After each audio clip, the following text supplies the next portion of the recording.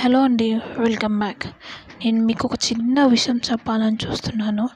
ఎందుకని దేవుడు ఎప్పుడు మంచి వాళ్ళకే ఇలా పరీక్షిస్తాడో అర్థం కాదు. అలా ఎందుకు అంటున్నానంటే, ఒక ఆవిడ నాకు మెసేజ్ చేశారు.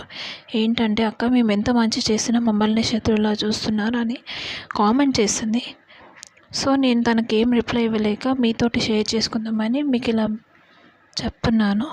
సో చూసారు కదా, బ్రహ్మకమలం అనేది ఎన్నిసార్లు పెట్టినా కూడా ఇలా పువ్వులు అయితే రాలిపోతున్నాయి, చిన్నగా అయితేనే రాలిపోతున్నాయి.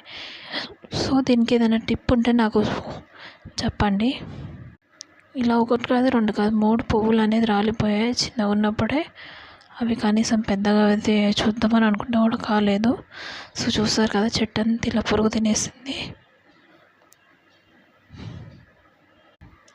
అందుకే మనము ఎవరికైనా మంచి చేయాలి, చెడు చేయొద్దు. చెడు చేస్తే చెడు మనకి ఎప్పుడైనా తిరిగి వస్తుంది.